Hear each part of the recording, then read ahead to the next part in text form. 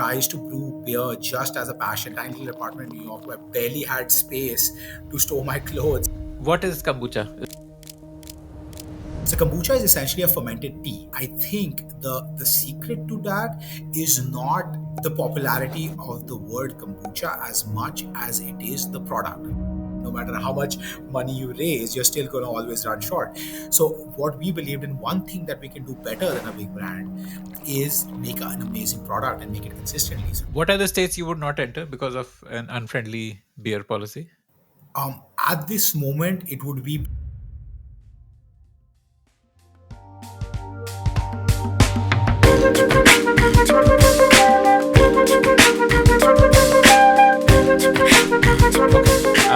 Ishan, welcome to the Founder Thesis podcast.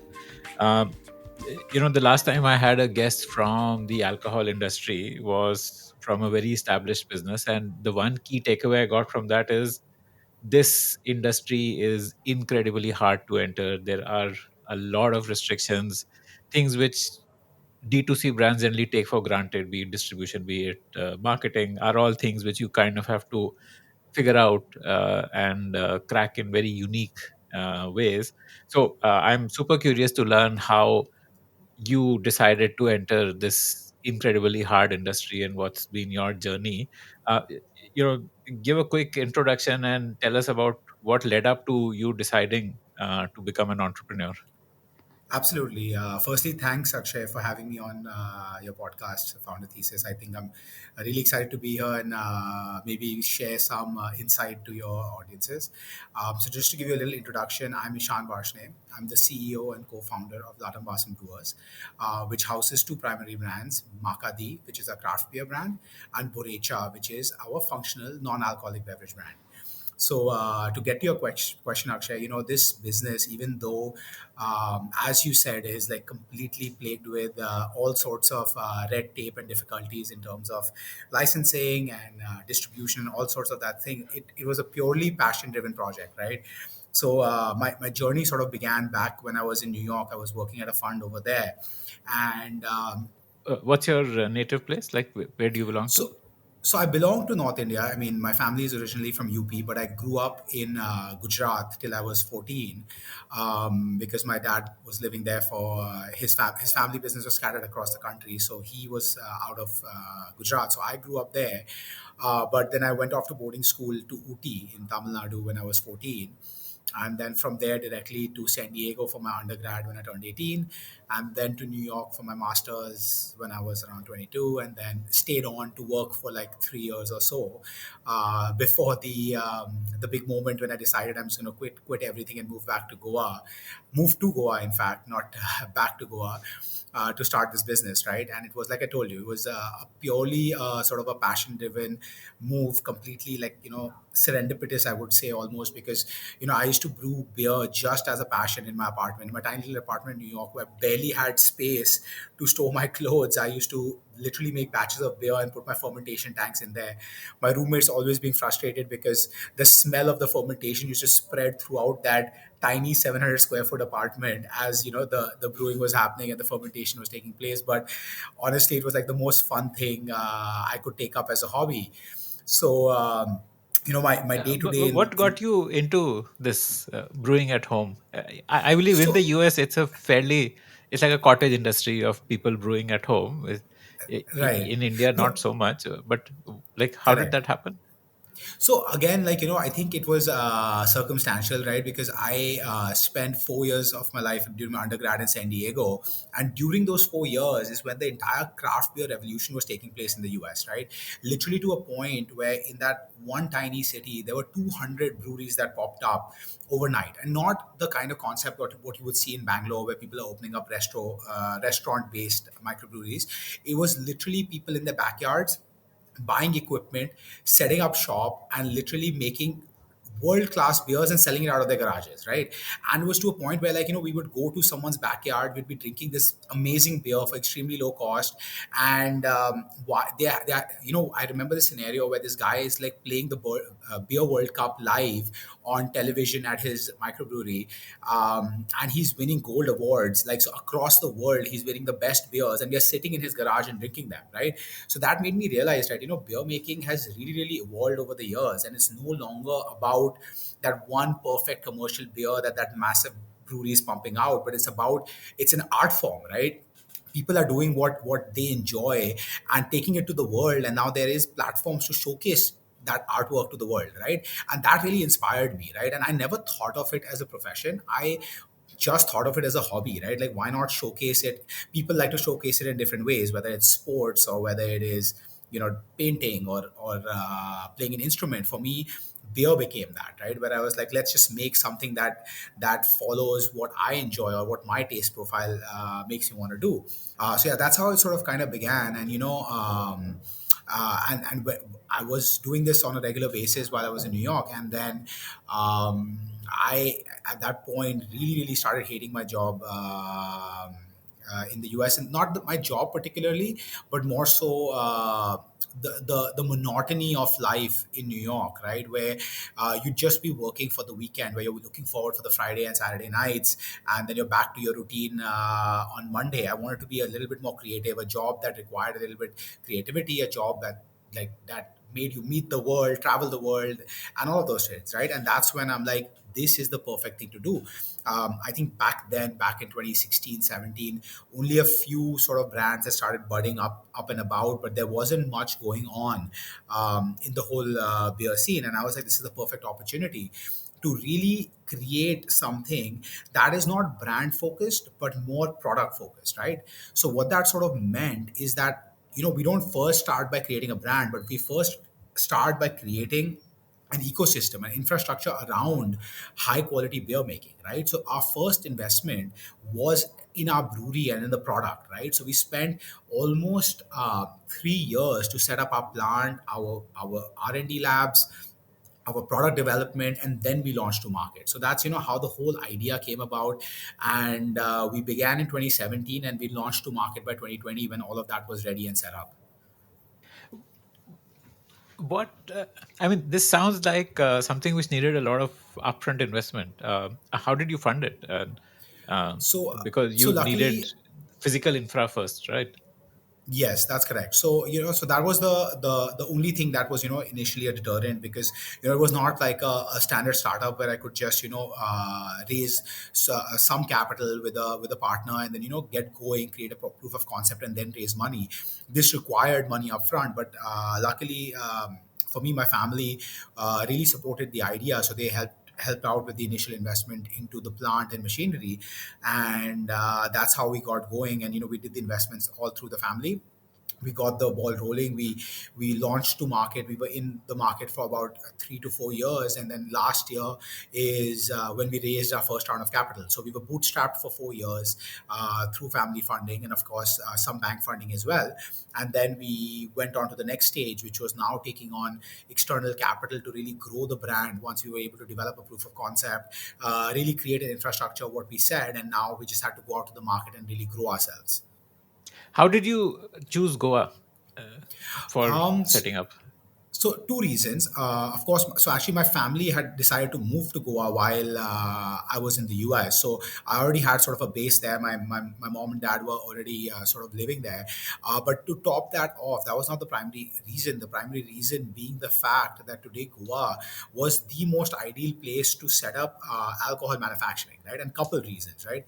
One, of course, the ease of licensing, right? Today they were the most supportive in terms of setting up of an alcohol facility. So the excise licensing and all the paperwork and all of that stuff was much more straightforward and quicker to do in Goa, as well as cheaper.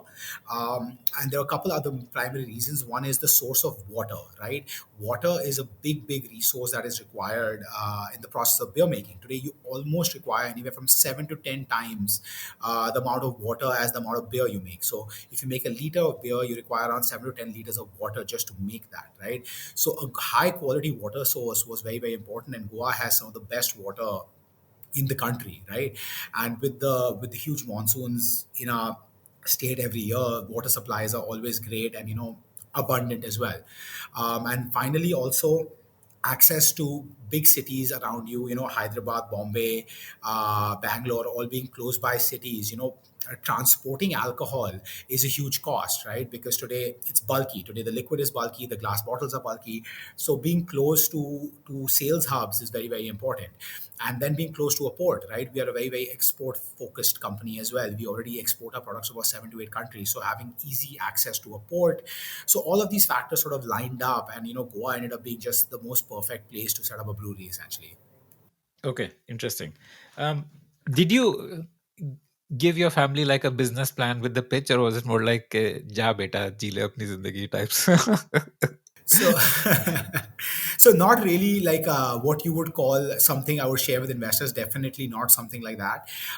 To be honest, my dad got really excited about the idea and proposition as well. So I think his excitement sort of What at was that the point. proposition? Did you have some numbers in your mind that okay, this is what, this is how the business case for it works out? That I'm trying to understand Uh, that. I'll be very honest, not at all. Like I told you, it was a little serendipitous, right? We went out with the plan of something much smaller, and much more sort of contained. However, as we Like saw a the markets microbrewery. react, not a microbrewery. We wanted to do a bottled beer plant, but of course, primarily focused just on the Goa market and slowly sort of grow that out. But as the setup came together and as we saw the intrigue for our brand and as well as the popularity that we were able to build in the Goa market, we saw that why inhibit ourselves, right? And side by side, as I mentioned, we have another brand, Borecha, as well, right? And while our brewery was sort of getting set up, I had a lot of free time in my hand, right? Because construction's going on, we're waiting for the paperwork to sort of come through. I started making kombucha at home as well, and that was nothing to do again with a business proposition in mind. It was primarily because I used to drink kombucha every day just because I really liked it and it was good for my health. So I used to drink one bottle a day when I was back in New York, and I couldn't find anything in the markets when I came back to India, especially back in like 2018. There was nothing there, so I started making my own kombucha, and I made my first batch. It came out okay, nothing special. And my brother, being a chef, he's like, Ishan, I can make this better for you. Let me give it a shot, right? So he did some research and he made a batch of kombucha for me, and it came out phenomenal to a point like whoever came home, we'd give them a glass and they'd be like, what is this, right? Because at that time nobody even knew what kombucha is. So we just kind of started, we had all this free time in the world, so we just said like, let's bottle a few bottles. We're talking about like maybe like 100 bottles or so we'd make, and we'll stock it in a fridge, and we'd be like, let's go start selling this to restaurants and see how they respond. And back in that time, nobody had any clue what the product was, right? So we would literally pack 6 bottles manually with like some plastic wrap, and we'd like take it and we go to a restaurant and be like, oh, do you want to try this out? And they'd be like, no. We're like, okay, how about you keep it, you sell it, if it does well, then you pay us and you order more. And that way we sort of got going. We sold about like maybe 10, 15 cases of product in the first month, and kept that going until sort of COVID came, and then everything sort of shut down, right? Even our construction sort of went to a halt. Our sales of Borecha that we had, the few cases, kind of stopped. And during that time, we are like, no, we have to sort of continue this, and we can't stop because people are responding well to this. And we just quickly made a Google form. We hired a few drivers who were at a construction site at that point and were stuck and they had nothing, nowhere to go. And we started taking orders through Instagram ads and through WhatsApp groups. And in a matter of a week, we got 200-300 orders from all across the country, right? And we were in shock. We're like, okay, what do we do now? And we really came together, figured everything out in the peak of COVID, and with just like one or two people, we started making batches and batches of kombucha and started hand delivering it ourselves. We got like special permission from the government to be able to deliver this product to them. They allowed us, and me and Anish used to personally go and deliver these packages. And just because of that, we started getting inquiries from across the country, from places like Modern Bazaar. At that point, there was this, e-com delivery company that I started in Bombay. They placed our first 250 case order, and we were in shock. We didn't even know how we were going to make this. And this spiraled into such a big sort of business with so much popularity that we're like, okay, now we have two businesses at hand and we need to sort of figure both out. And Borecha just had so much potential that, at that point, We are like, we cannot let this go. And the non-alcohol space was just absolutely growing like crazy. So a lot of, like I said, I keep repeating the word serendipitous things kept happening where it ended up becoming into what it is, which was never sort of part of the plan. Um, what is kombucha? Let's start with understanding fundamentally the product. So yeah, so I think that's a good question. So kombucha is essentially a fermented tea, right? So what we do is we first make a sugar tea, right? We brew a black tea. We add a lot of sugar to it because sugar is the main food for yeast and bacteria. So then what we do is we take something called a SCOBY, which is a symbiotic culture of bacteria and yeast, and these are probiotic bacteria, right? It's, the same bacteria that exists in your gut to sort of break down food, and it's really healthy for you. So we take this culture of bacteria and yeast and we put it into this sugared kombucha, sugar tea, which, and then these strains of yeast first convert the sugar into alcohol, and then the bacteria breaks down the alcohol and converts it into acetic acid. So what you're left with is this vinegary tea with probiotics in it, right? So it's extremely healthy for you. So it's basically like a low sugar tea with a ton of probiotics in it, and right, and if you make it with the correct sort of cultures of bacteria and yeast, you end up getting a really good tasting beverage, but extremely low in sugar. So it's a great alternatives for, like, sodas and like juices, which today in the market contain anywhere from 12 to 13% sugar. This product sits at around 2.5% sugar and gives you the same sort of satisfaction as you would in a in that sugary beverage, essentially. Okay, interesting. Um, uh, so I believe kombucha is also like sparkling, right? That happens naturally because of the breakdown of alcohol. Correct. Yes. So what happens is, yeah, when the sugar is getting converted into alcohol, the second byproduct that comes out is CO2, essentially, right? So it naturally creates that effervescence and carbonation in the product, similar to what happens in beer as well, essentially. Just that in beer, you don't have the bacteria in there to break down the alcohol into that. It's just the first part of the step, essentially. Okay, okay, got it. So you launched kombucha first, and you, I mean, and then you're also running a beer company. It seems a lot to be in two very different spaces. See, one space, the kombucha space, is more FMCG, where you would be competing against a Coke, and the other space is a completely different beast of its own. Correct. Like, do you have any regrets on doing both together, or is there some synergies between them which I don't see? So a lot of people say that, right? Like, a lot of people believe that, our hands are completely full with doing so many different things. But what we have been able to do is, because now we've been doing this for 5 years plus, what we've realized that there are synergies in certain areas and there aren't in certain areas, right? The synergies lie in the side of manufacturing and operations, right? These are the two primary areas where we have tremendous synergies, right? Because we operate out of one plant with two different buildings. One is for alcohol, one's non-alcoholic, right? So today I have the same team operating both, right? So today I have huge synergies in that. Second, I have one operations team that takes care of all my dispatches, my entire supply chain and logistics and warehousing, right? So today these, and it's even marketing, right? Today I have the same team sitting together and marketing for both my brands. So we've basically been able to create an in-house agencies catering to just two brands, right? So these are the three areas where we found tremendous synergies.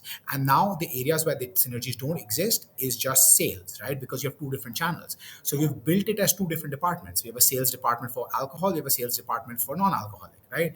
So if you're able to identify your synergies and your areas where there are complete differences, you just add another department and you treat them as an extra cost, but you're also getting that extra revenue.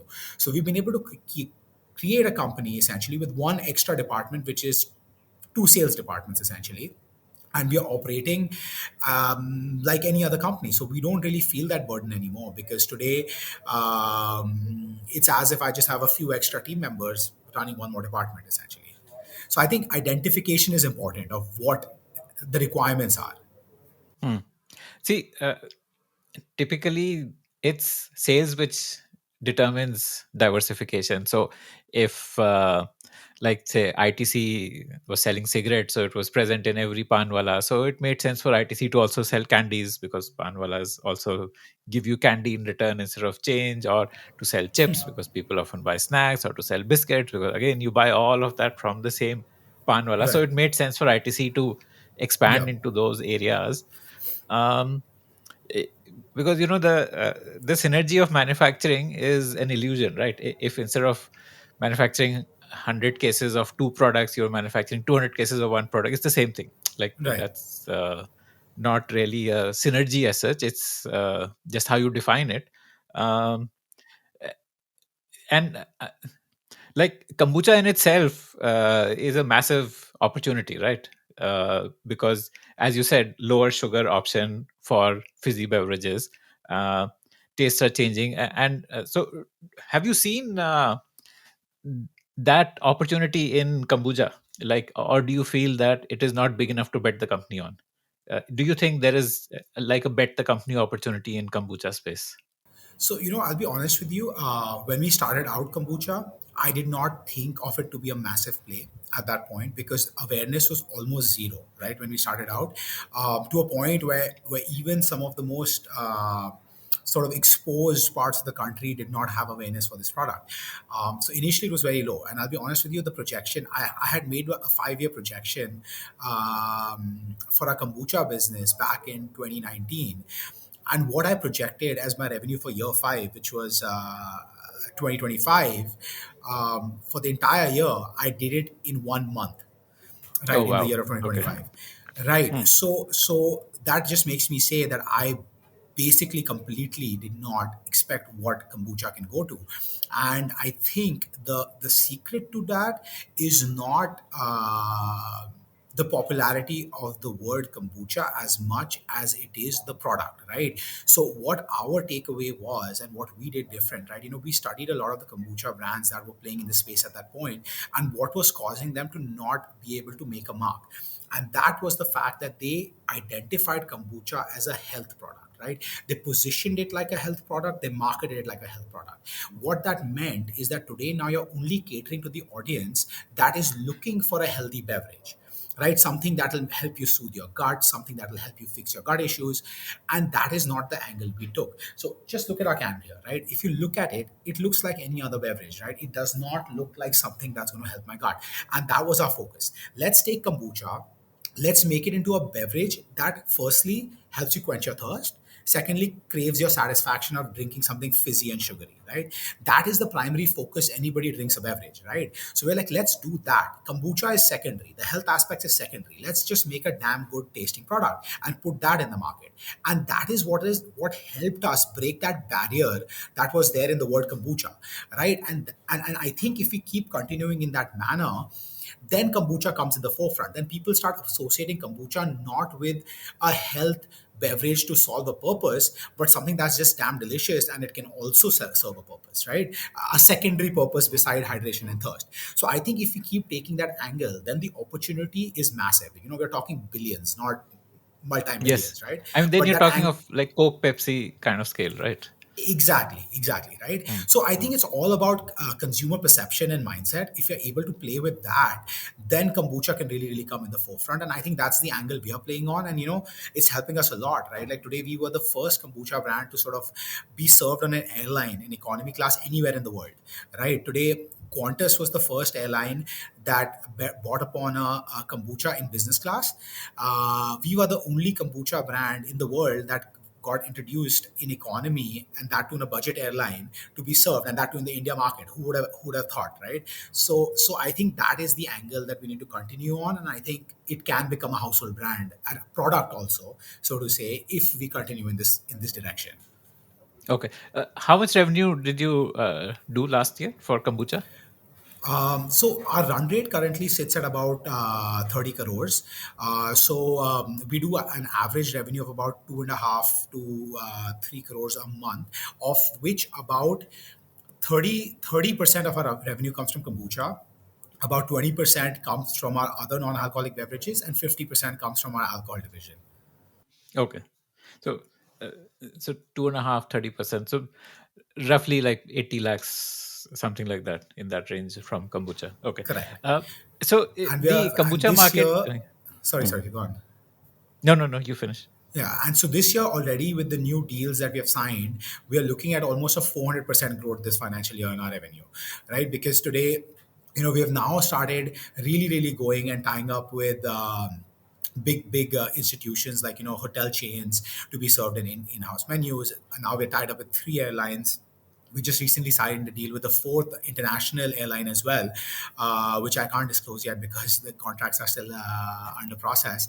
So these are the big tie-ups where we are really expecting to go big with our kombucha presence, primarily, essentially.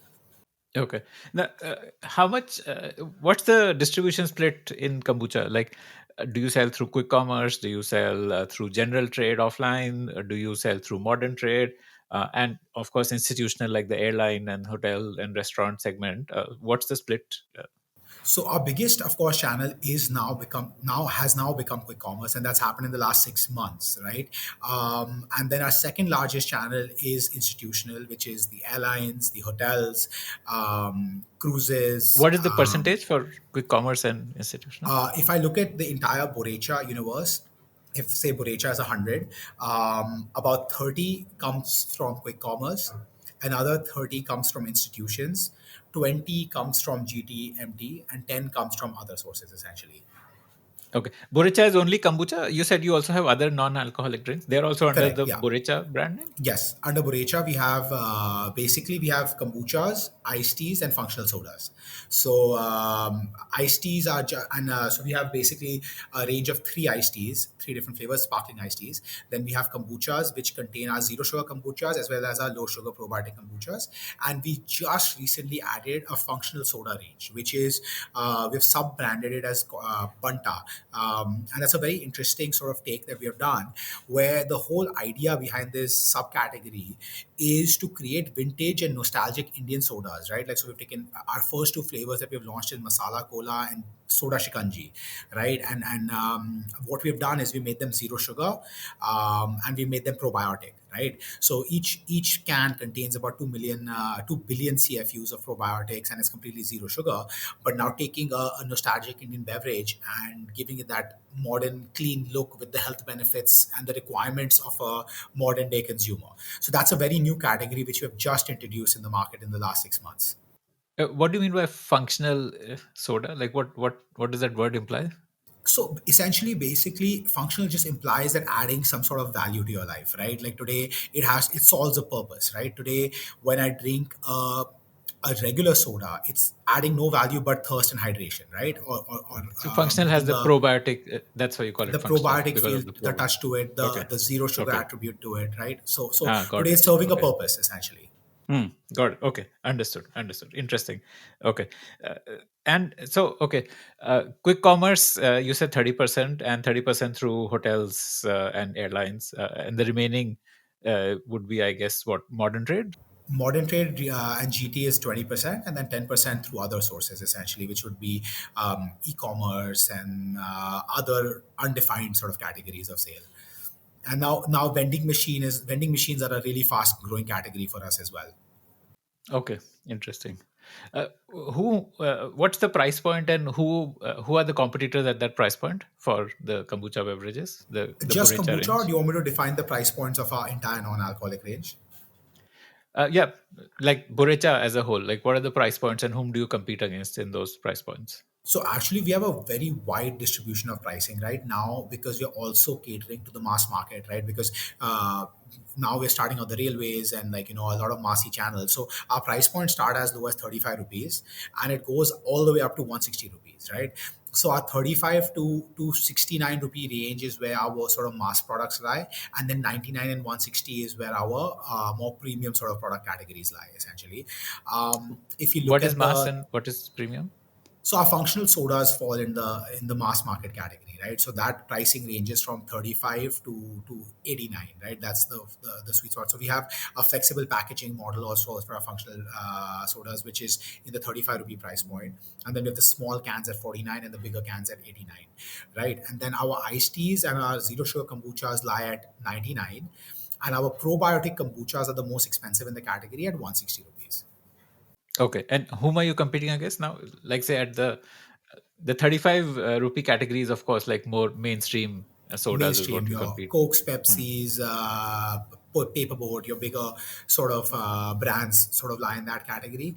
Now, when I look at the 99 rupee category, I'm basically competing against all the other sort of craft sodas and craft iced teas and craft brands that are there, right? Like Your Jimmy's and Yeah, correct. couple of. The thing with them is that they're more of a mixer brand, right? So we are more of even though our products can be used as a mixer, we don't market them as a mixer product, right? We market them as a standalone, whereas their marketing is more as a mixer. So I don't see them as an exact sort of competition because the Who's positioning a is a bit closer different. competition then? Like who's also So it's very not mixer? regional, right? It's Hmm. very Okay. regional because today what's happened is that I've noticed that our competition in the 99 rupee and 160 rupee space is not consistent across the country, right? Because a lot of the kombucha players are very focused regionally, right? So today, if I look at the Bangalore market, I have different people competing against me. Delhi is different, Calcutta is different, and today, even when I study our quick comp data, I can notice that our competing brands vary significantly based on regions because they all have created that sort of regional cloud and sort of focused on their regions, right? So my mass products are more consistent pan India, whereas these are more regionally focused, essentially. So And your premium products are pan India, or do you also have a like more strength in one region over another? no, no, definitely pan India. We've always gone for a more pan India approach than a sort of regional holding as a company because that is our ultimate goal, right? We don't want to just be a region specific brand. We want to be a pan India brand. And I know that requires a lot of time and effort, and that's what we're going towards, right? So we have GT distribution already in about 17 to 18 cities across the country, stretching from Andaman to Kerala to Assam, Jammu Kashmir. Of course, your metros are all covered: Calcutta, Delhi, Bombay, Hyderabad. So we always wanted to go pan India and big. So we didn't want to just focus in one region. Of course, we have a good presence in Goa market, but otherwise we're spread across throughout.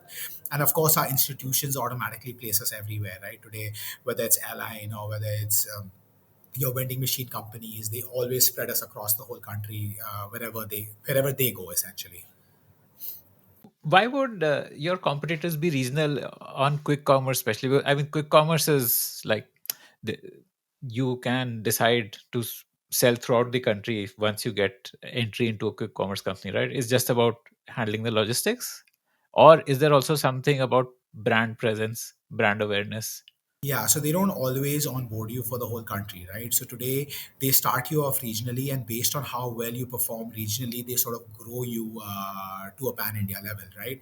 So it really, really depends, right? So today, for example, even for us, we're pan India available on Zepto and Swiggy Instamart and Flipkart Minutes, but currently on Blinkit, we're only in South India. So now we're just adding on North India markets with Blinkit at the moment as we speak. So because now quick commerce had suddenly has such a boom that every company is sort of trying to enter it, and their dark stores are very small. So today, entry has become a big challenge. What it didn't used to be back in the day, right?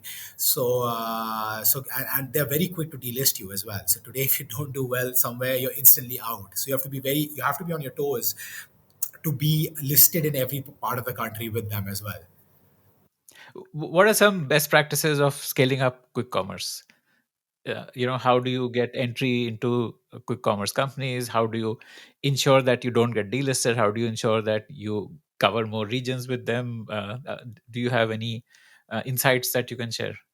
Absolutely. I mean, firstly, if we start out with the listing part, I think it's persistence, right? I think that every team member in quick commerce companies are overworked because they're growing at a pace which I think even they can't handle. So just getting their attention is one of the most challenging things. It took us about a year and a half of persistence to get into each of the channels, right? From the day we started approaching them to the day we got listed, it's on the dot a year and a half for all the three channels, right? So What is it's their checklist? The things that they would check off before getting you on? I think primary is they do a study on your brand awareness and the potential to sell and the uniqueness of the product offering and the popularity and growth of that category in particular. Right, these are the main factors they look at. I think category is first. Once they approve the category, then they look at the brand in itself and how much of a reach that brand has regionally, and then they start you off out in those regions. So I think those are the main things, but I think more than that is getting their attention first, right? I think once you get that, then the rest becomes much easier. But it is an uphill battle to sort of first get onboarded, right? And then once you get onboarded, then the next big challenge starts, which is the supply chain, right? Because today they have thousands of deliveries coming to them on a daily basis. You have to be able, and the POs last for exactly 1 week or maximum 10 days, right? And you have to So, deliver to around 30, what does that 30 to mean? 40 POs last locations. for 1 week? So the purchase orders are valid for about a week to 10 days, right? So the day you get your purchase order issued, and you get purchase order from across the country, right? So you're talking about like 15 to 20 delivery locations across the country. And now you need to deliver all your product to all of those locations within that time frame. Otherwise the POs expire, which means now you have to get that product back, which is a huge cost, right? So figuring out your supply chain is of key importance, right? Today, in the early days, we burnt a lot of money trying to figure that out. We lost out on a lot of closed POs, not getting appointment dates, and we burnt a lot of capital in that. And now finally we have a supply chain in a place to a point where today we don't miss a single PO at all, right? So Okay, that's another fascinating. battle that you have to figure out. And then And last comes this. you Sorry. deliver to a central hub in a city or to every dark store in the city? So it depends on the cities. No, we don't deliver to every dark store, but they have hubs in each city. But the bigger cities, they have multiple hubs, right? I think Bombay, Bangalore, Hyderabad usually has 2 to 3 hubs. The smaller cities usually have one delivery points, and because they have over 1,000 dark stores, right? So today we are delivering to maybe 20, 30 locations, and then they sub distribute from there essentially, which is then their headache after we get it to their DCs and And into their how did warehouses. you crack logistics? Was it through a partnership with a logistics business, or uh, like Lots of trial what? and error, right? Lots and lots of trial and error, and we are still sort of improving on that. So we are of course partnered with delivery partners. We have about 3 to 4 delivery partners who regionally supply products for us. Now we are onboarding super stockists for ourselves as well, who will be stocking goods for us, end up sub-distributing it. So as the cities grow larger and larger, we are importing stockists, and then they hold our product, and then they bill, and then they forward the product to them. So we're enhancing it day by day, right? Up until now, we were doing all the deliveries ourselves. Now the big cities we have given off to stockists. Then eventually the smaller cities also we will hand over to stockists, and then they take over the logistics aspect of it. Okay, so a stockist is like a infrastructure provider on commission. Like he will Pretty stock much. in his warehouse, and he will provide the last mile logistics to the hub. uh, Exactly. in exchange, you will give him a commission on the value Correct. being sold through him. Okay. Correct, and the Okay, and the main got it. advantage for that is that today, if I say get a purchase order from the Delhi hub today, right, it's going to take me 5 days to get the product there. So, and they have a formula in which the product gets delivered, right, which is they have say maybe 3 days stock left. So let's issue a purchase order. But today, if my product's getting to them in 6 days, I'm out of product for 3 days, right? So today, a stockist can deliver it within 24 hours. So that margin that you give up to the stockist is almost worth it, because today you are never running out of stock.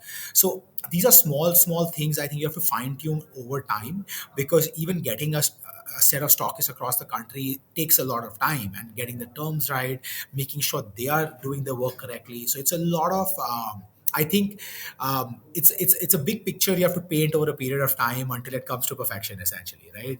And that's still not the entire battle, right? Then comes discovery on the platform, right? Today, advertising on the platform, giving promotional offers, because everybody's advertising, everybody's giving offers. So how do you plan that out without burning too much capital, but at the same time enough to get yourself out there on the platform, essentially, right?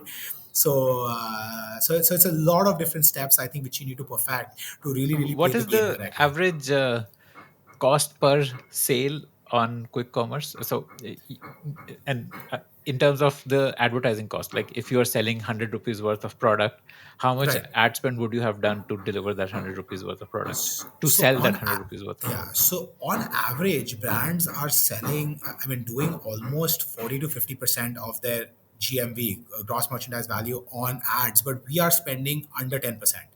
So we try to average anywhere from 7 to 9% or 10% on our marketing on quick com platforms, which has been a really good thing for us because we've been able to keep a profitable picture for ourselves in this side just because we are building our brand through other means, right, which is driving people to us, right? We've created a lot of unique propositions for our product, so we set ourselves apart in terms of product differentiation that allows us to really get organic purchases, so we are able to control it within 10%. But I think if I was to cross that, that's when you start losing profitability in this channel essentially.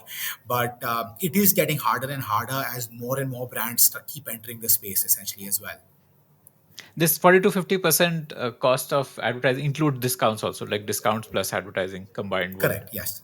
Yes. Okay, okay. Yeah. And do you also do discounting, or like? So we never did. We have started it out recently, but not on like a continuous basis. We do it based on seasonality, to acquire new customers. We'll run promotions for new customers, and we do have discounts that are like right now is summer month, so we are definitely having discounts running right now. But we don't keep it on an ongoing basis. It really depends on the time of the year and what occasion it is, and then we do run promotions on these platforms as well. Okay, interesting. And then the question of expanding beyond one region. So that's just about consistent sales and consistent supplying capability. Correct. Yeah, I think the two things you really need to have under control if you're looking to expand pan India is of course your manufacturing capabilities, because once you're in and you can't supply, that's a big blow, right? Today you're going to lose that business and then you're going to lose your name in the market as well, right? So for us, as we expand, our first step is to invest into capex, into making sure we can manufacture that product, right? Because we've always, like I told you, right, our entire principle was to be manufacturing first, right? That's what helps us differentiate ourselves, right? Today there's so many brands in the market who are not just in the beverage space, like you can look at any food and product space, who are just contract manufacturing out of facilities. And today what happens is that the product category becomes popular, the same manufacturer will start making the same product for 10 other brands, completely losing identity of the product in itself. So for us, the main thing is to make sure that if you're planning to go to 30,000 cases next year, I should have capabilities of 50. Why? Because I'm not giving out a manufacturing to anybody else. That is what my true value is in the company, is my product. And today I know that if somebody wants to copy my product, it's a 2 year turnaround for them. By then I'll have five new things in the market that's already setting me apart again. So I think getting your manufacturing on track, your supply chain on track, knowing that you have the capabilities of getting the product there without it getting damaged, and consistency, right? Today, if my product tastes a certain way in Goa in 2020, it should taste the same in 2028 in Delhi or in the US. It should not differ, right? That is, I think, one of the key takeaways, which I think is very important to sort of build a brand, is the trust in the customer. That when I open this can, I know exactly what to expect, which is what your major brands have done. Today, why does somebody buy a particular brand? Because they know what they're going to get. The experience is predefined, right? And that is what creates loyalty. So I think that is the key aspect that we need to maintain and make sure never uh, changes ever. So I think You those plan are the key to focus ramp up points. capacity within Goa only, or do you also want to go closer to markets, like say have one plant in North India to cater to North Indian markets, and like that? So eventually, yes, we will have to. I think for the next 1 to 2 years, we have enough capacity within Goa itself to sort of scale. Post that is when we are going to be looking at sort of setting up facilities in other parts of the country as well. Possibly one in North India is going to be the next move if we were to do so, because I mean at the end of the day, beverage transportation is very expensive. Right now, we absorb that cost and make it part of our offering by averaging out our delivery cost pan India. But I think beyond a certain volume, which I anticipate in 2 years, we will look at building a facility in North as well. Okay, okay. And do you want to go more mass, or do you want to be like a premium beverage, specifically about So Borecha? So Borecha has always been with the outlook of being more commercial and massy as opposed to your niche focused sort of brand. We've always wanted to take products that always were in a niche and make it accessible to the masses, right? So when we started out, of course, our price points were higher, but now we plan to sort of either lower the price points or keep it consistent with inflation in place and make it more and more accessible as the day goes by, right? So today when we launched, we only had 160 rupee products. Now we are having products with the same USPs even come down to 35 rupees, right? Why is that? Because we want to be that accessible functional beverage brand, right? How do we bring the same benefits that today people spending hundreds of rupees on a niche beverage, how do we bring that to the masses? That has always been Borecha's ideology, right? And make it accessible and what's the word I'm looking for? That it's not just about the price accessibility, but also the understanding and the adaptability to the product. I think is very important when you're bringing it to the masses, right? Which is like the taste of it, the flavors, all of that has to be massy as well, right? Today, why is the reason the first kombucha we came out was mango? We didn't come up with something really fancy like like a masala hibiscus or something like that. Why? Because we wanted it to be massy, right? We wanted to get to the masses not just by the price but also by the flavors. Okay, understood. Understood. How does modern trade work? Which all modern trades do you sell at? Like which So all? modern trade is a little bit shaky at the moment, if I'll be very, very honest with you, because I think quick commerce has really, really sort of turned the entire model upside down, right? Because a lot of traffic that was going there is now sitting at home and ordering things that's getting delivered to them in 10 minutes, right? Okay. So modern trade used to be a big channel, I think 3 to 4 years ago, and now it's no longer as lucrative of a channel, right? So today, of course, we are listed in your main ones like your Nature's Basket, your 7-Elevens, your food stories, and all of those big ones. We're there in all of them, right? But it's no longer a big focus point for us, primarily because the numbers that you can drive from them are much lower. But I believe that there could be a revival of the modern trade channel as they make it a little bit more experiential, right? I think that is what is required to bring back customers there, right? Product tasting or product discovery, something that is out of the box needs to be done for modern trade to sort of be able to revive itself. Or maybe like bulk purchasing or bulk discounting, like maybe a Costco model. Something different is required to revive modern trade. And I think, as I would like to believe, that that's probably in the works because people have probably seen that need and are probably working on bringing that to customers, right? So today, I think if you look at the store food stories, I think they're the guys who took over your food hall, the stores of food halls. Now, when you walk into that store, it is to a certain extent experiential, right? Because they have all of these food counters and tasting areas and unique product offerings which you could never probably find in quick commerce because they have some very slow moving products, but something for everyone, right? So I think that is the model, which I believe stores are going to start taking up. The channel is never going to die, it's just going to evolve.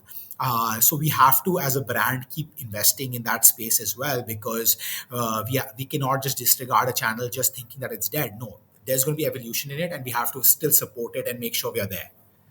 Okay. Okay. I guess modern trade would either end up being experiential or a place for bargain hunters, right? Like I guess like a Yep, Reliance retail kind of stores are more for bargain absolutely. hunters and got it. Okay. Interesting. Yeah, even Interesting. like Lulu today coming about, it's all about the bargain and the variety, right? I think those are two key focus points that they have, and freshly prepared stuff, right? Today, I think one of the big USPs, whenever I enter a Lulu store in India, what I noticed, on a Sunday there are hordes of people there. They have all of these pre-prepared like vegetables and like other dishes which people just fill up into plastic boxes and they wait and then they buy it. That's something a quick com not be able to sort of cater to anytime in the near future.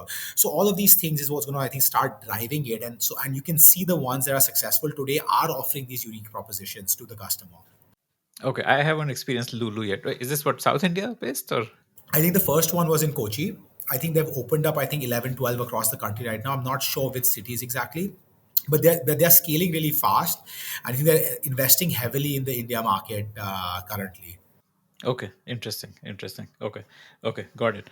Okay. Okay. So, y- y- at about 80 lakhs to 1 crore of monthly revenue, what do you think this could go up to? What's the market potential given the current price points which you have for For Borecha? Borecha.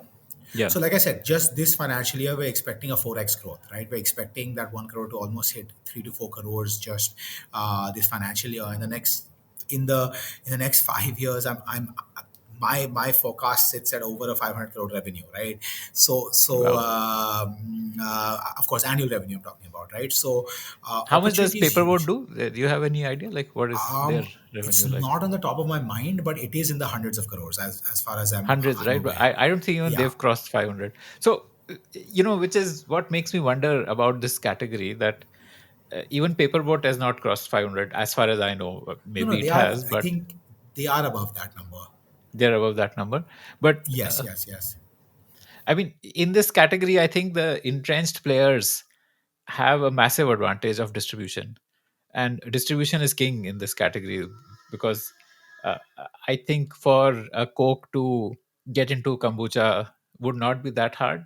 Like, I mean, they would, for all you know, they already have kombucha selling in some other countries. Just about bringing that brand to India, um, and for them to outprice you would be relatively easy. And so I'm just wondering if this category is startup friendly.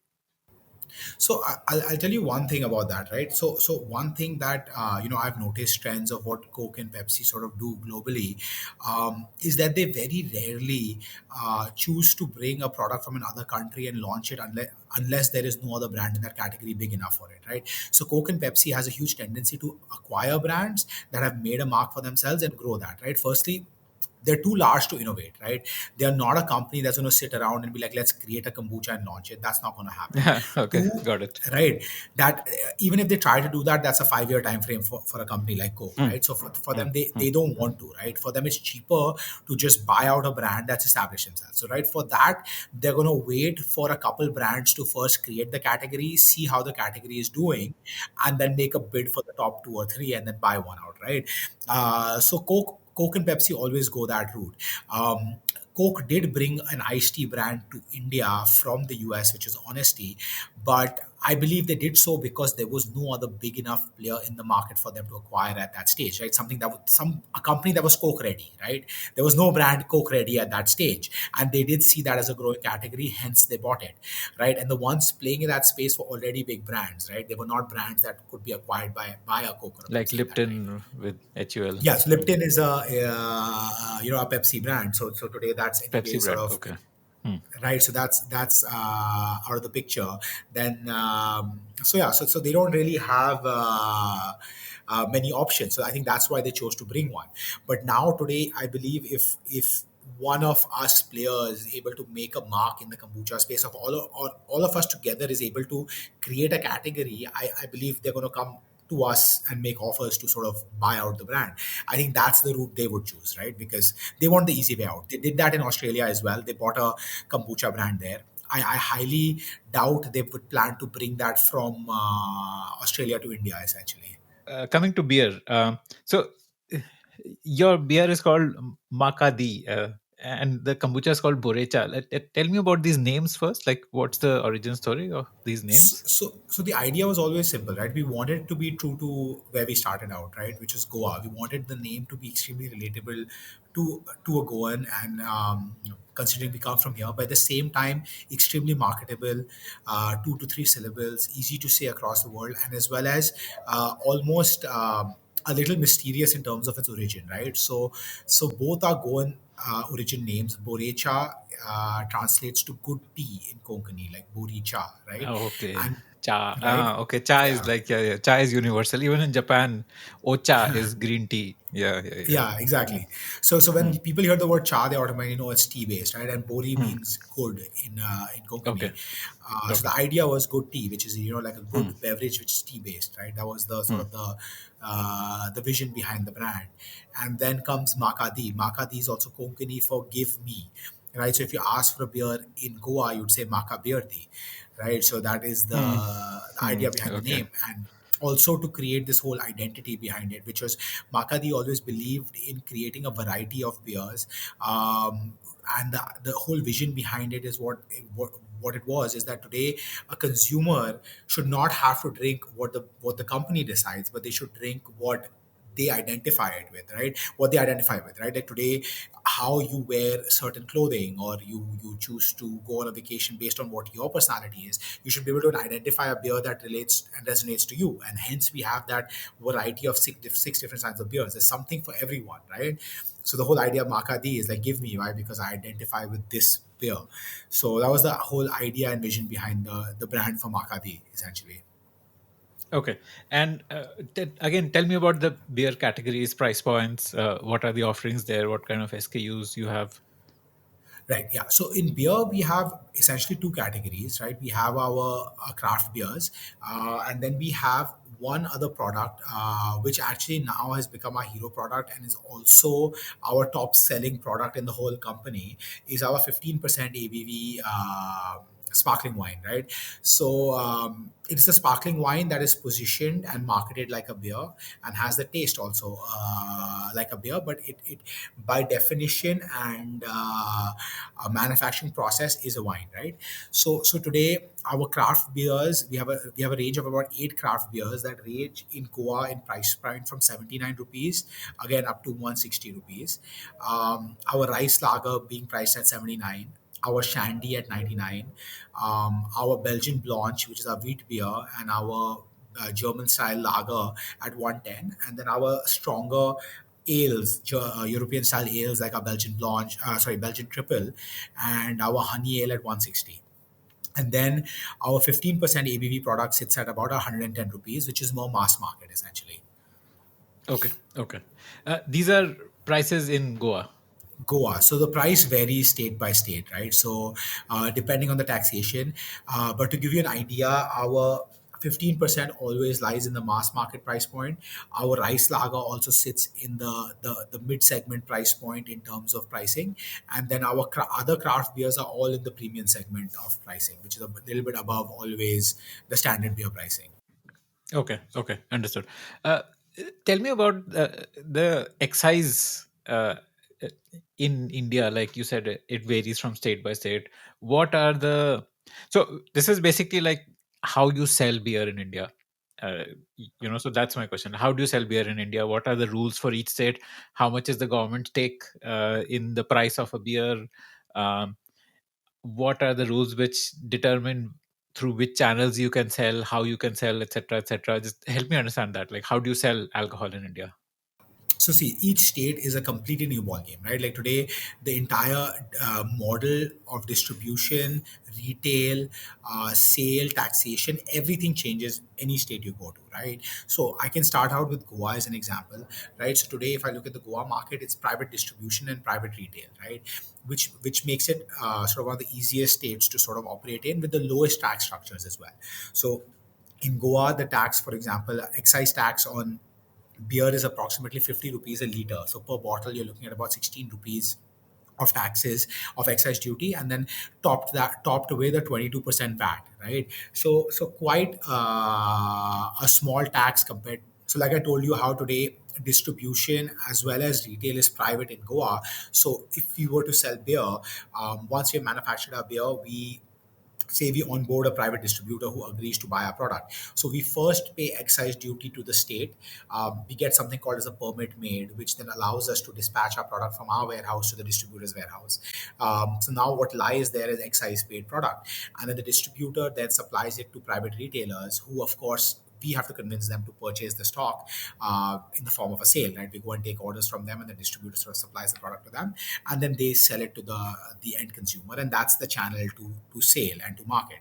Now, when I take an exact opposite market into picture, which is like, say, for example, the Kerala market, right? One That one is the question exact. on Goa first. Yeah, yeah. So private distribution means anybody can sell, or this is also like you have to get a license from the government that you can sell alcohol. So you have to get a license, right? Today, private just means that any individual can go apply for a license. Of course, if you fulfill all the criteria, but you have to get the licenses to be able to wholesale alcohol in the state, right? And that's a different set of licenses. Same with retail, Got it. right? Today, you have to Okay, get the got it. license to be able to sell alcohol, but anybody Hmm. can go and apply for it, Okay, right? understood. Okay, So yeah. Now yeah, let's come to and Karnataka. no, no, no. And the reason I'm going to Kerala because it's the exact opposite. So I think it's a good comparison where in the Kerala market there's no private distribution or sale, right? Today, the entire distribution channels as well as the retail channels are completely state owned, right? So there's a department known as the KSBC, which is the Karnataka State Beverage Corporation, which essentially distributes your product, which means you initially first bill the product to the state. They procure the products in their warehouses across the state.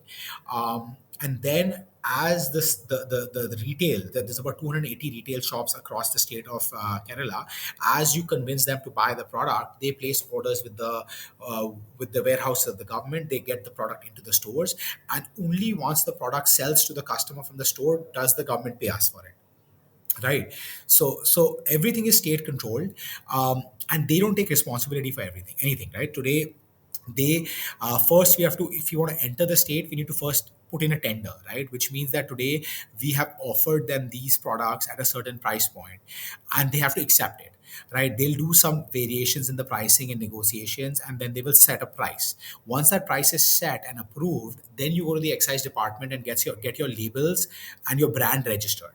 Once that is done, now you can tell the KSBC to purchase an X amount of stock from you, right? Once they purchase the stock goes there. Then you go to the stores and tell them to buy it from the warehouses, and once that sells, then you get paid. So it's a full state control thing, but at the end of the day, you decide what you want to do, right? Today, I can decide I only want to sell 100 cases. I can decide I want to sell 1,000, but at the end of the day, you get paid once you're able to, at the end, fulfill it to the customer. Okay. Uh, in Kerala, the retail is also government owned, or Yes. are those okay? So It's the all. point of sale where people are buying is like that. I grew up in Delhi, and I remember Delhi used to have these government-run thekas, uh, Yep. where you had to queue up to buy, and there was a. It It's still the almost was same, like by a the way. jail where you had those rods Yeah. in front, and so Kerala is like So, that still. yeah, so even Delhi is back to the same. If I don't know if Oh, you're aware. okay, Yeah. okay, So so, okay, okay. so yeah, so Delhi in between had permitted sale through private stores, which happened about 2 3 years ago. But then they reverted back on the old policy. So now the state of Delhi, you can only sell alcohol through the government shops. Okay. There was some excise scam also, right? I vaguely remember something that. There was a lot that sort of took place. I think, not to go into too much detail, also because even I don't know the exact sort of thing that happened, but essentially they claim that the government sort of colluded with certain brands to curate policies that favored certain brands over the others, and sort of that got uncovered, and then a lot happened, and a lot of people went to jail, and a lot of investigations happened, and hence sort of they reverted back to the original policy, until they curate a new one. So they're expecting a new policy to come out this year, which might be a bit different, and they might start rolling out private stores again this year. But it's all a speculation. We'll find out in the coming months, essentially. Okay, okay, okay. So, like, how you would curate policy to favor players would be like if you say with 14% alcohol, you pay lower excise duty because there would be only one brand which has a 14% alcohol product, or some like some manipulation like that you could do to favor one player over another. Right. And players, it could also be to favor maybe a distributor or certain brands. So there's a lot of like very fine tuned curations that can happen, which on the face level might not show that it is curated, but it could be, right?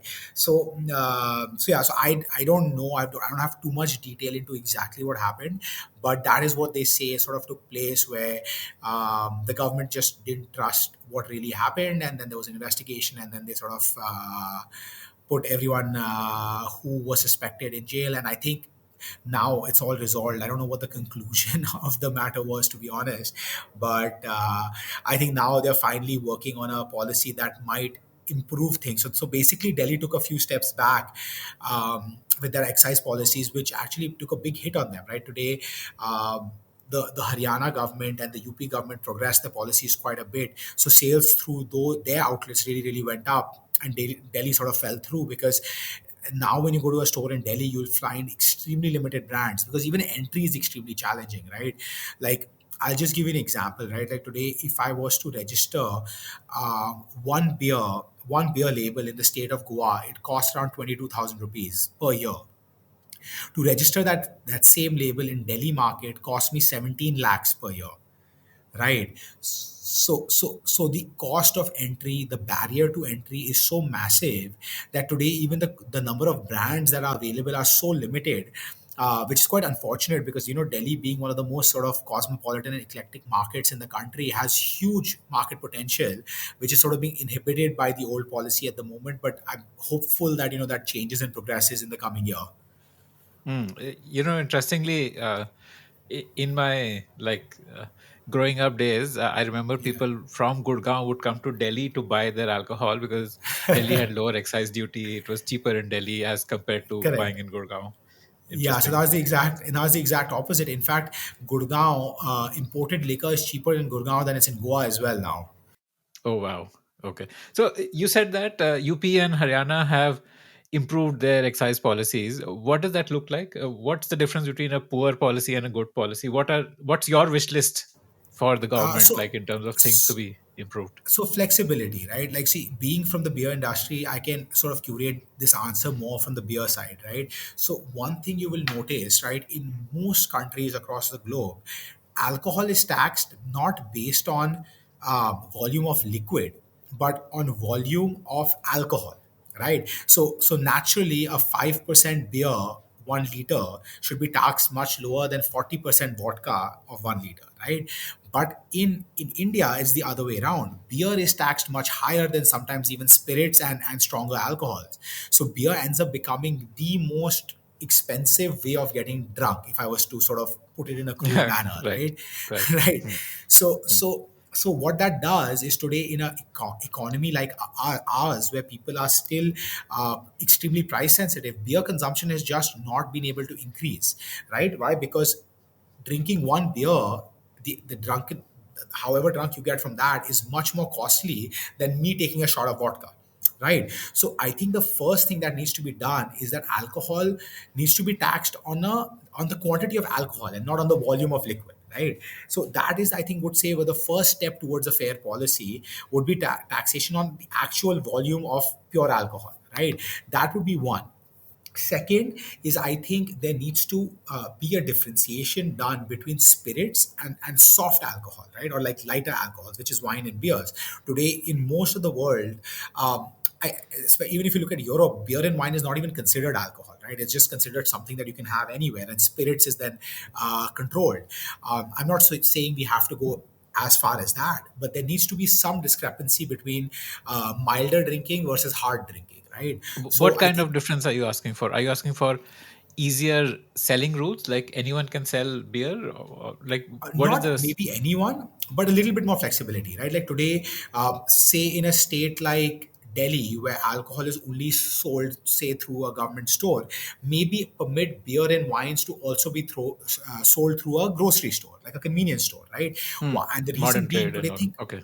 right, because today, think about it, right? When you're going to do your grocery shopping, like anyone who's lived abroad, and you would know this, is when do you want to buy your beer? When I'm buying my groceries, I want to pick up a 6 pack of beer which I could go home and casually drink, and not have to go to like a government theka just to buy 6 beers, right? So these small differentiations, I think, can go a long way in promoting a more sort of healthy form of consumption of alcohol, teaching the right practices, right? Because I don't believe alcohol control comes through complete restriction, but by the correct education behind it, right? And the less control, I think, the less abuse also that takes place, right? So I think that form of education around alcohol is more important than just completely restricting people, because people who want to drink are going to find their ways of drinking it, right? Today you go to a dry state, alcohol is still being consumed very openly. Why? Because today that is not the solution, right? The solution is education around it.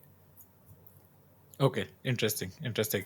Okay. So, like we spoke of the two extremes of Goa and Kerala, where Kerala has, or even Delhi for that matter, has Yeah. government wholesale, like a government distributor and government retail. So, which Right. means that in Kerala and Delhi, there are no like convenience stores or any of these modern chains which are allowed to sell No, alcohol at all.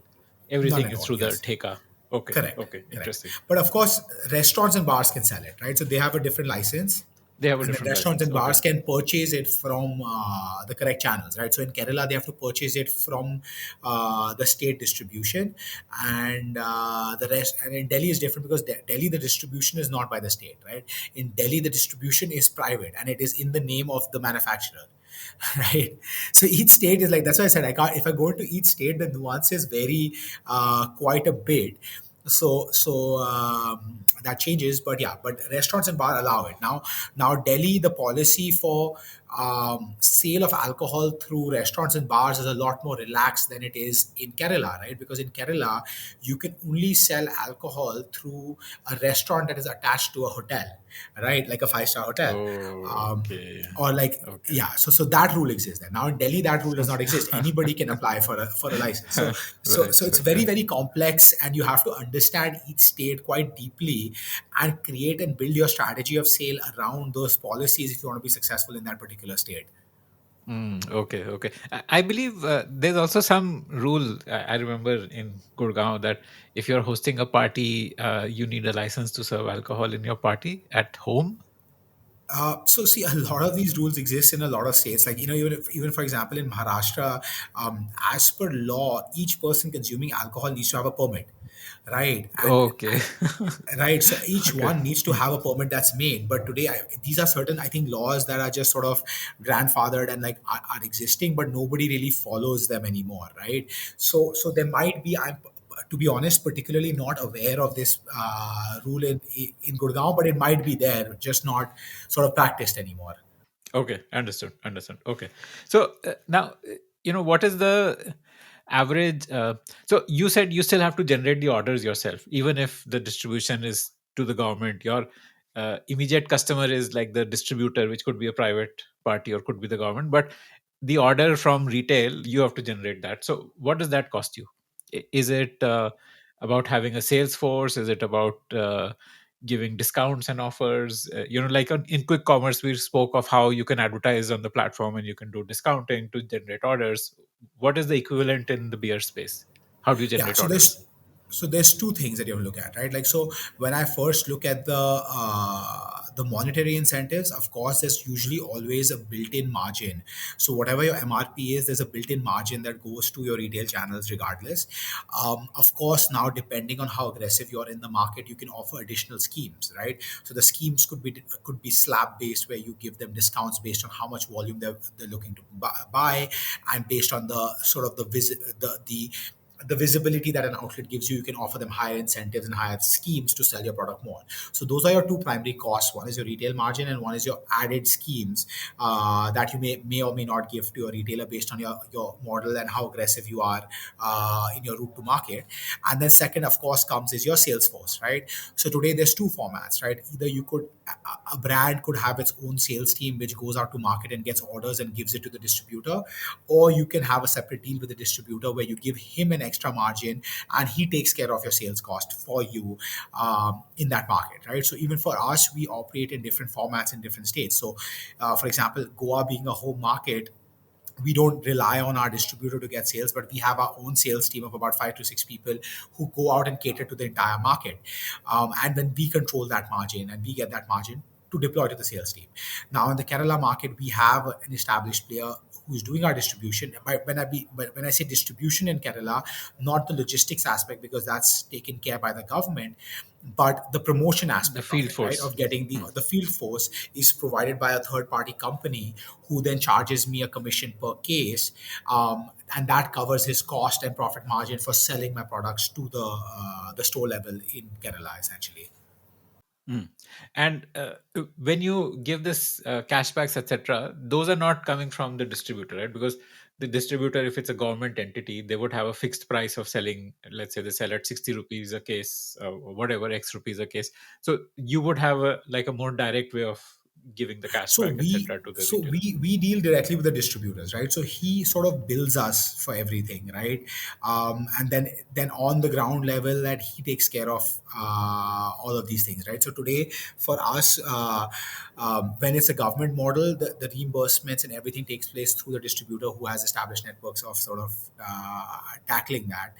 And when it comes to, like, in a market like Goa where it's all private, it's very straightforward, right? Today, if we we were to sort of give an extra discount to a certain retailer, the distributor would just give a discount on the bill, and then he would carry forward that debit note to us, and then we would account for it, and not he would not pay us for that bit. So it's a much more straightforward process through the billing aspect as well in the private markets, essentially.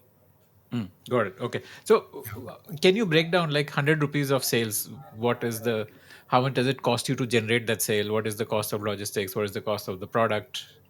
Right. So to break it down completely, if 100 rupees the product, 50% is, I'll do a blended average approximately, right? 50% is my gross margin, right? So 50% goes into the making of the product. In that 50%, maybe about 25% is your cost of your packaging, 10% is the cost of the liquid, and 15% would be your direct expenses, your factory overheads, labor, utilities, and all of that stuff. So that covers your 50%. In the remaining gross margins, maybe 15% goes into marketing, 10% goes into sales and Marketing distribution means what? expenses, Like the brand building activities.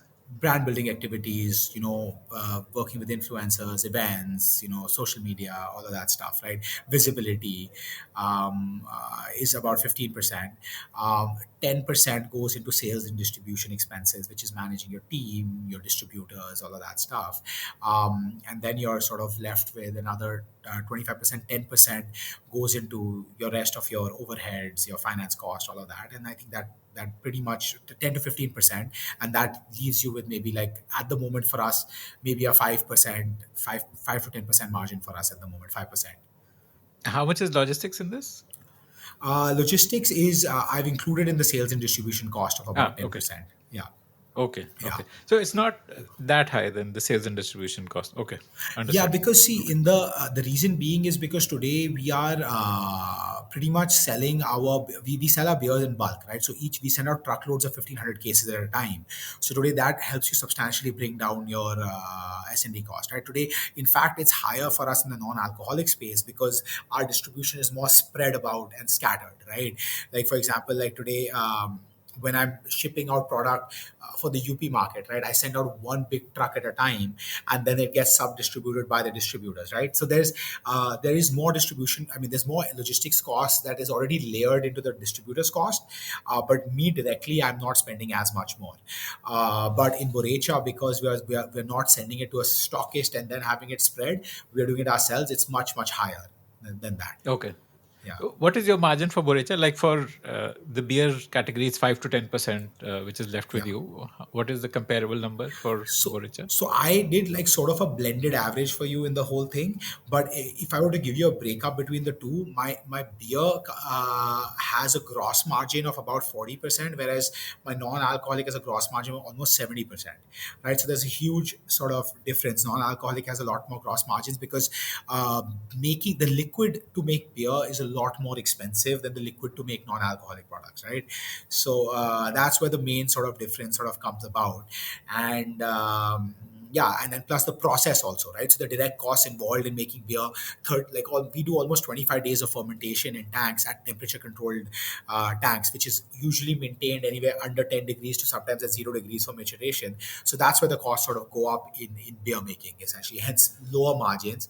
So beer industry is always known to be a low margin, high volume business, whereas non-alcoholic does not require that much volume to sort of become profitable. Okay. Which also Yeah. explains why 70% of your top line is alcoholic and 30% is non-alcoholic. Okay. No, no. So, Understood. so no. So actually, kombucha was 30%. So alcohol is 50%, and then Ah, 20% is the okay. rest of the non-alcoholic products. Rest of the So we are non-alcoholic. Okay. actually, Got it. in a very coincidental way, we are at 50-50. That's no plan that was made to be 50-50 in revenue, but that's how we've been ending up in the at least last two financial years. That's what the numbers that's been coming out, essentially. Okay. Okay. Interesting. Interesting. What is beer? Let's talk about the process of how do you make beer, and why is why is craft beer different from, let's say, a Kingfisher? Like what Right. is the difference here?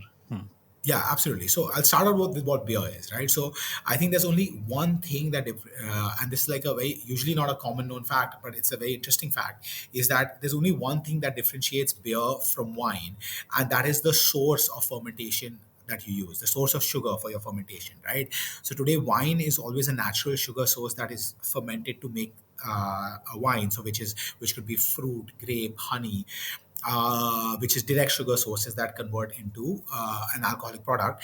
And on the other hand, a beer is a starch source, which is first converted to sugar and then fermented to make a low ABV beverage, right? So starch being, of course, primarily wheat, barley, malt, and oats, and all of these forms of starch, which we do one extra step is where we sort of first crush the grain, we extract, let the so which opens up the thing, and today your grains naturally have an enzyme in it which helps convert the starches into sugars, right? So today we activate these enzymes by putting them to different temperature zones and allowing the enzymes to naturally convert these starches into sugars before we take it into processing and fermentation, essentially. So that is the main difference between a beer and a wine.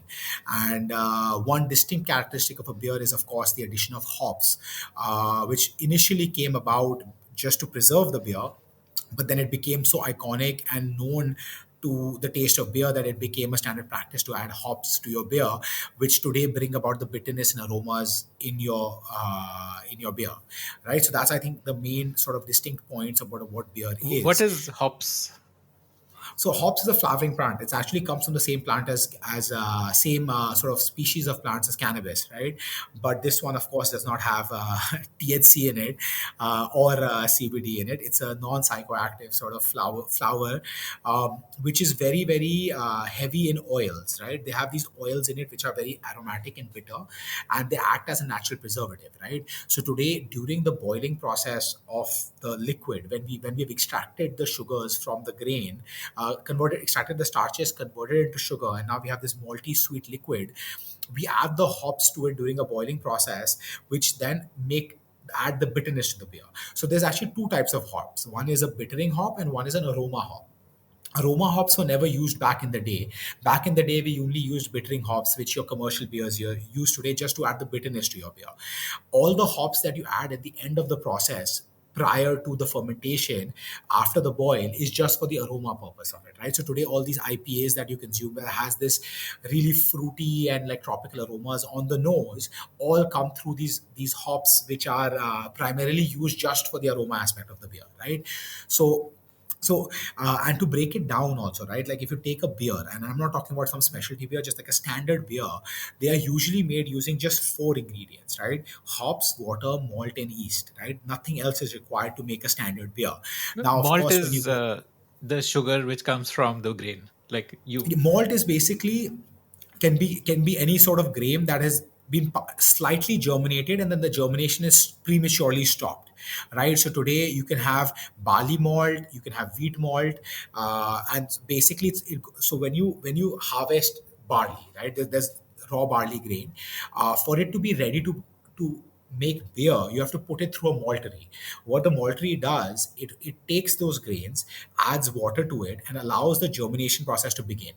Why they do that is that this beginning of the germination process activates the enzymes that will be later required to break down the sugars. But we don't want them to start consuming those starches and start flowering, right? So that's when they stop the germination process by roasting it. Right. So now you have these grains which have not yet budded out, but we have just germinated it enough for the enzymes to activate itself. Right. And now you have these ready malts which are roasted, which have these enzymes activated, and the starch is intact. So that is your raw material for making beer, which we call malt essentially. So barley that so is gone through what this happens process with of these roasted grains? Like, so then what's the these next step? roasted grains are the raw material that we purchase, right? So the maltery has done the work for us where they have activated these enzymes, retained the starches, and roasted them to stop the germination process, right? So now these grains are stable for years, right? So we buy these, we crush them to expose all the starches out, put them in water, and allow and heat them up at different temperature zones to allow these enzymes to then convert these starches into sugar, essentially. So that's the process we do, right? So the malt is step one. The maltery does step one for us, because again, for a maltery to be profitable, you need huge economies of scale, right? So there are massive malteries across the country that basically do this for different breweries across the world, right? And today the roasting uh, can be done at different grades, right? Today, if you do a light roast, you have like golden color malt, which is what's used for your traditional beers. Now, as you roast them more and more, the color gets darker and darker, and those are what help create your different styles of beer. Today, if once you go past golden, you can go into red and brown, and then it goes into black, right? So those are the different styles of beers using different kind of roasted malts, essentially, right? So just using these four ingredients, you can make hundreds of styles of beer, right? Today, whether it's a beer like a Guinness, which is like a dark malty stout, or a crisp light golden lager, you are essentially using the same four ingredients but making two completely different beverages. And that's what makes beer making so interesting, is that you have all of this variety with such limited ingredients that it's quite interesting and intriguing, to be honest. Mm. So, okay, you boil these malts at different temperatures. Then what's the next step in the process? How does that convert to alcohol? Yeah. So step one, like I told you, we get these malts, we crush them, expose the starches, take them to different temperature zones to activate the enzymes that then convert all of these starches to sugar. Now you have all of this slurry of grains and water, but now you need to get rid of the husk and the proteins that are left, right, which are no longer required. So then we put them through a massive filtration process where all the grains are removed and only a sugary liquid is left, right? Then these grains that are left over are high in fiber and protein, which is sent across to sort of as sent across as animal feed, right? So we no longer need that anymore. So now you're left with this sugary liquid. Now this liquid also has a lot of protein in it, which we don't want all of the protein in the liquid, right? And now it's very sweet. We need to balance the flavors with the hops. So now we put it through a boil, like a 1 to 1.5 hour boiling process, which sort of coagulates all the proteins. And this is when we add the hops as well, and we boil it for an hour. Now you have a bitter sweet liquid, which now you need to get rid of all the solids that are in there, right? Which is your hop cones and your proteins that are coagulated. So you put it through a whirlpool process, which takes out all the solid particles. And now you quickly cool down this liquid to 20 degrees Celsius. Why? Because right now, after the boil, it's close to 100 degrees. Now between 100 to 20, there's a hot zone where it is very susceptible to catching bacteria, right? So we have to within 30 minutes cool down the liquid from 100 to 20 degrees so as to not contaminate the beverage. So it goes through like a plate heat exchanger to quickly cool the liquid, gets added to the fermentation tanks. That's when you pitch the yeast. And now your yeast needs oxygen in the beginning, right? Because first your yeast needs to multiply. So first we infuse oxygen into the beer. So first the beer goes through aerobic activity of the yeast, where they are basically multiplying and consuming the oxygen. The moment your oxygen depletes, that's when the process of fermentation begins, right? So when your yeast is consuming the sugar with the lack of oxygen, it is called fermentation, where it's instead now producing carbon dioxide and alcohol. And there's no reproduction happening of the yeast anymore. And once the process of fermentation is complete, we know all the sugars have been consumed and now we have the right amount of alcohol. We pump out the yeast from it, put it through a filtration process, add a little bit more carbonation to stabilize it, filter it, and then bottle it.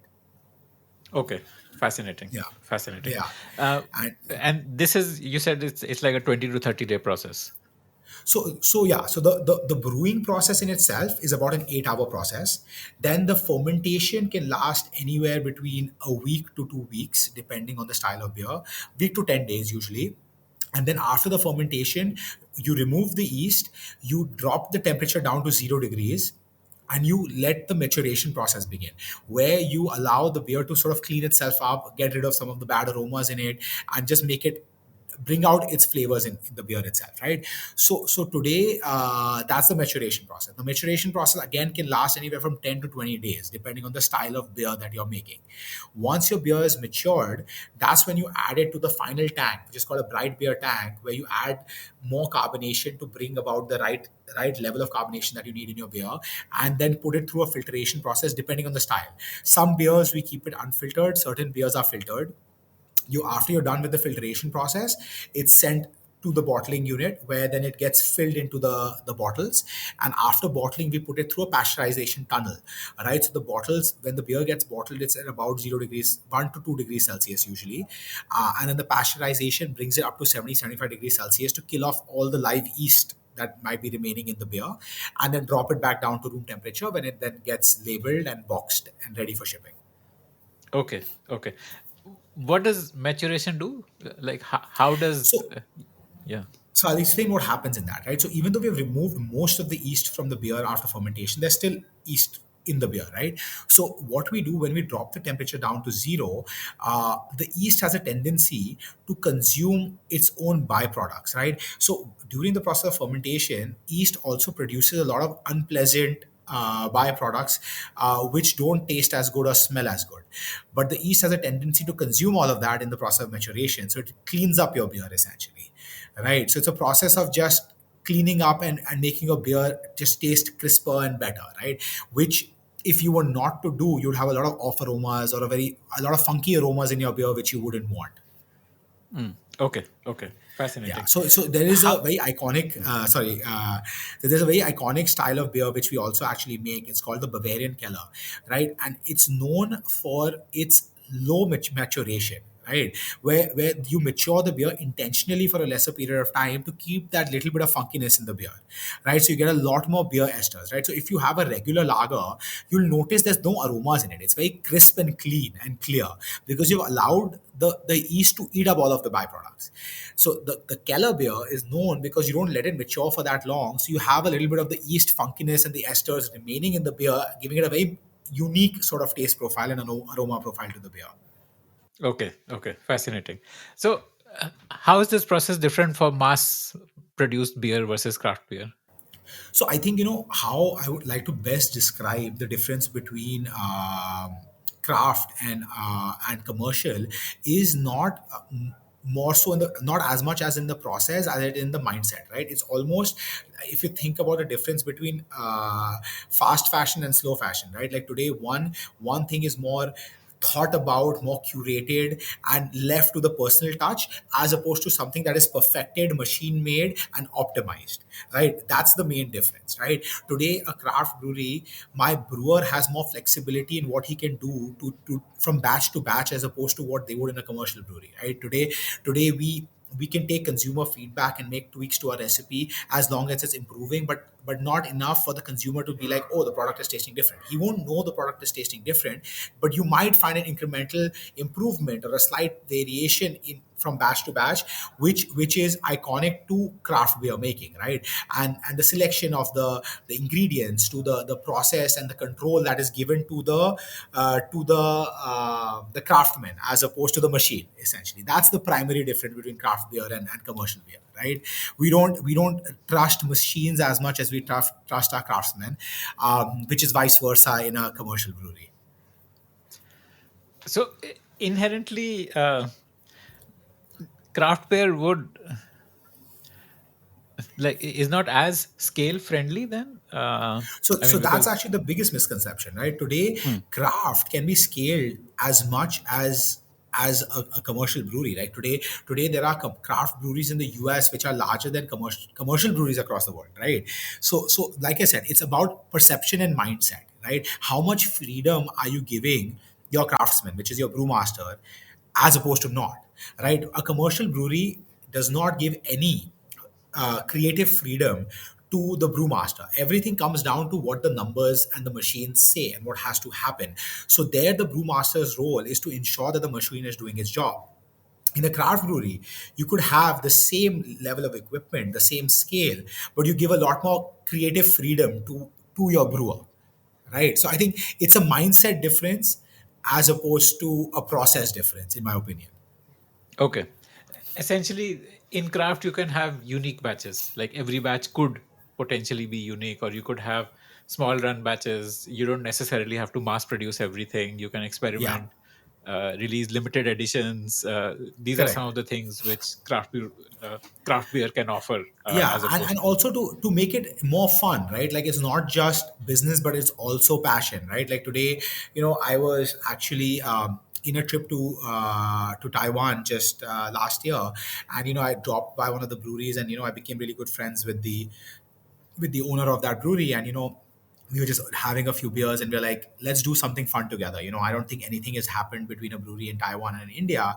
So I invited his brewer to come down to Taiwan, and told him, like, think of one ingredient which you think is very unique to Taiwan. And he said, like, the oolong tea. So I was like, let's take our most iconic beer, or our most top selling beer, which is the Belgian Blanche, and let's make an oolong Blanche, and let your brewer come and do it in our facility along with my brewer.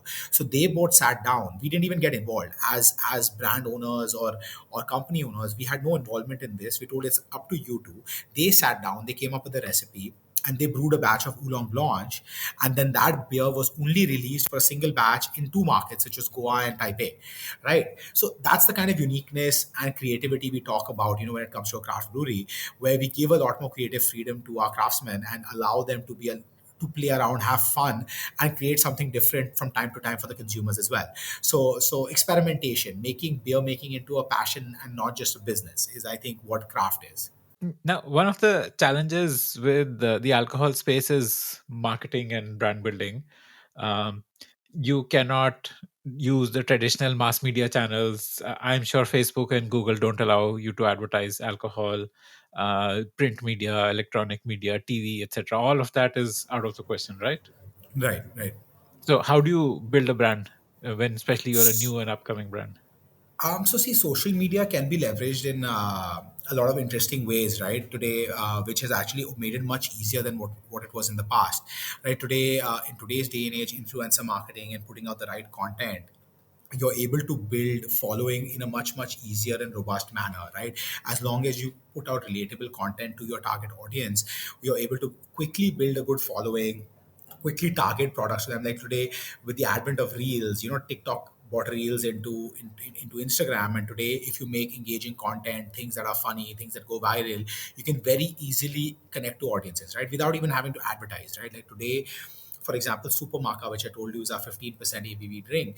Today, we are putting out a lot of unique content out there. And, without any marketing spends or any advertising, we're getting 2 to 3 million views on just those reels, just because they're going viral and people are seeing it.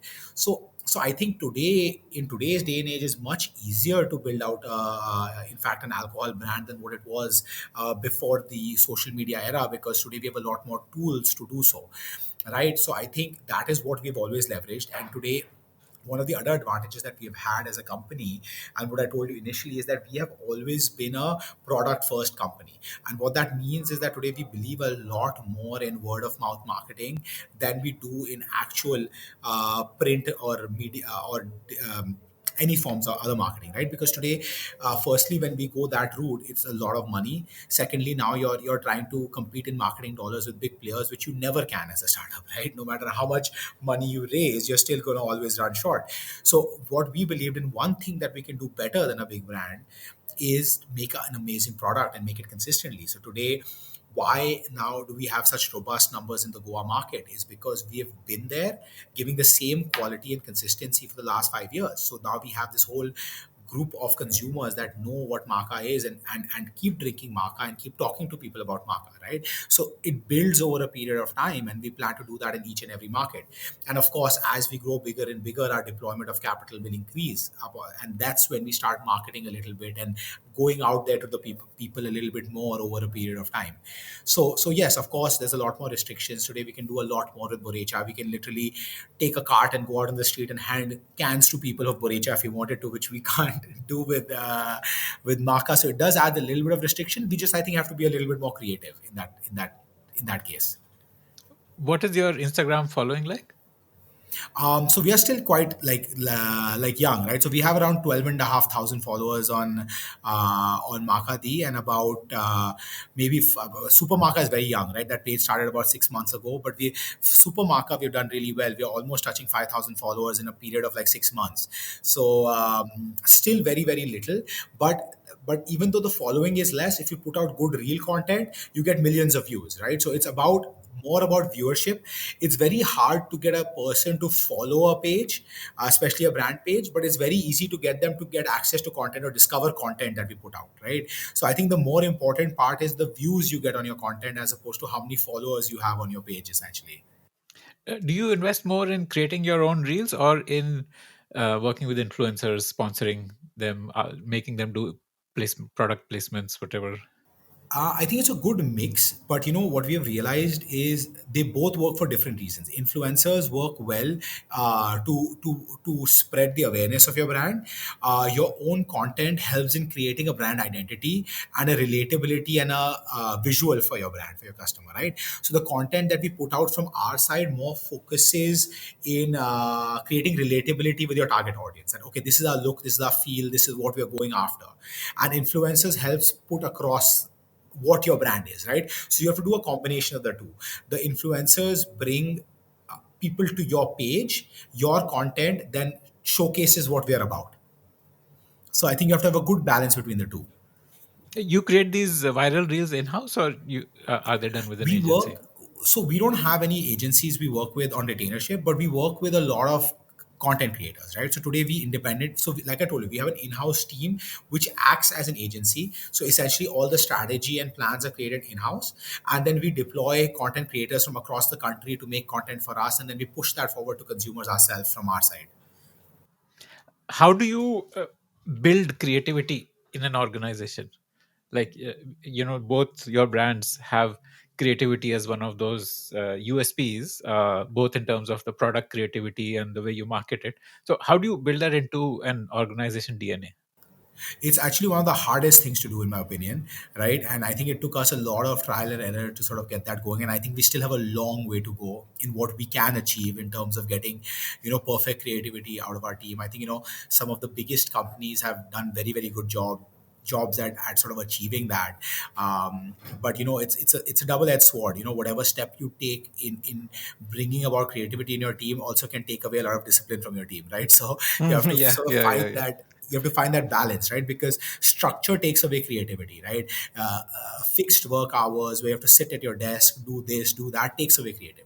Now giving an employee freedom of thought or freedom of process and letting them go a little wild in their process of figuring things out allows to bring about that creativity, right? So finding that balance, right? So today our marketing team in our company has a lot more leeway, so to say, than our other teams, because today now if you look at operations and manufacturing, that's extremely process driven and extremely disciplined, right? The hours you come into work, the way you work is extremely, like, has to be systematic and perfect, even finance for that matter. Marketing, on the other hand, has to be given that freedom to go around, explore, interact with our consumers, think, be on Instagram, all of those things. So I think giving that little bit of lack of structure to your marketing team allows to bring out that creativity to a certain extent. I'm sure there's a lot more ways which we also keep trying to discover, but I think exposure is very very important. So whatever gives exposure to your team is, I think, what brings about that sort of creativity, because people are doing crazy things around the world all the time, and I think you have to learn from that and build from that, and gives you a lot more ideas from that, or get more ideas from that as well. Does being in Goa help? Yes, to a certain extent. Of course, I think Goa still, I wouldn't say, is the most exposed place in the world, because there's a lot more things happening across the globe. I think there are pros and cons. The pros is the fact that you are getting to interact with people from across the country and sometimes even across the world, not so much across the world, but enough. So you have a larger target audience to play with in the Goa market, but there's not as much happening, so to say, in the marketing space in Goa, where my team is discovering a lot new things, right? That you could do in metro cities across the world or even across the country, where you're seeing exposed to a lot more advertising, exposed to a lot more new products, a lot more new things, which doesn't happen in Goa. But the exposure to people is a lot more, I would say, in the Goa market. How much of your alcohol sales is from Goa? At the moment, it's changed a lot, right? Up until last year, December, about 80% or so of our alcohol revenue came from Goa. Now it's dipped to almost, I would say, about 40%, because we've added a lot more states Okay. in the What's the last next like biggest after Goa? our second biggest now has actually become the Kerala market. which we just started out like a month and a half ago, has really done well for us. And then following that would be the UP market, and then the Uttarakhand market. And now we are, sort of adding, like, our export markets are also quite robust, US being our largest export market. But still, I would say in terms of revenue, India markets are much larger at the moment, because in the export markets we're still a niche product, whereas here we are trying to break past that niche, right, in certain markets at least. So yeah, but I do believe that a couple of our export markets might start almost competing with our domestic markets, especially the US and Australia markets for us.